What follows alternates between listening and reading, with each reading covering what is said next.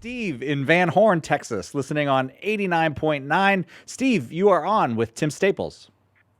Why can't the Catholic Church, I would love for Pope Francis to do this, why can't the Catholic Church have a foot washing service where they invite all denominations of Christendom so we can be the female submissive to Christ that we're supposed to be? I'm not a Catholic, but I'm part of the church, and therefore I am a Catholic. I'm just not a Roman Catholic. Mm-hmm. And then so abortion will be stopped, divorce will slow down, because a house divided against itself cannot stand. Amen. This is what Abraham Lincoln spelled out. We, the United States, is what the Catholic Church and all Protestant churches are supposed to be. One. Then we see victory because Jesus commanded it. Right. Jesus commanded in John 17. Well, let me toss out an idea to you here.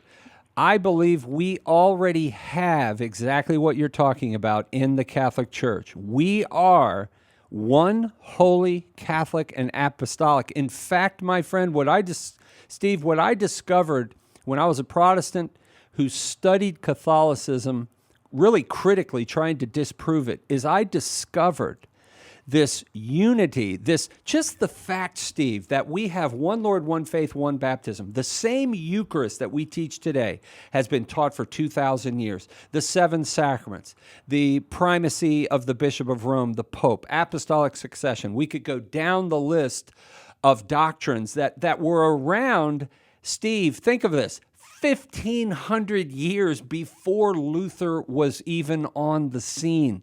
We already have that one Lord, one faith, one baptism. Unfortunately, though, my friend, what's happened is we have individual people like Luther, Calvin, Knox, Zwingli, and we could go down a couple hundred years to Wesley, the Wesley brothers, and on down till today.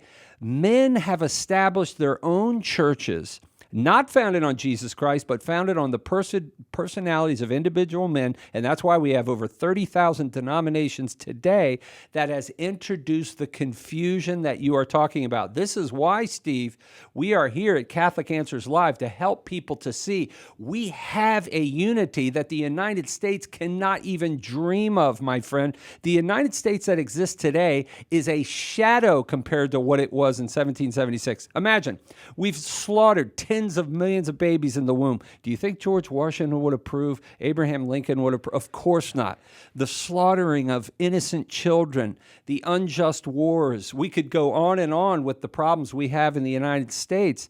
And yet, again, I'm an American citizen. I love my country, but I have to acknowledge that the United States, in these ways I mentioned and many more we could talk about, has devolved over the last couple of hundred years. Now, there are some things certainly we have improved on, to be sure. The treatment of our African Americans, absolutely. We went from slavery to free. That is huge. But we have problems as well, my friend. The legalization of pornography, divorce. You know, we could go on and on and on. But the bottom line is, my friend, the Catholic Church has this unity in word and in sacrament that has given birth to thousands and thousands and thousands of saints all around the world, that has literally transformed the world.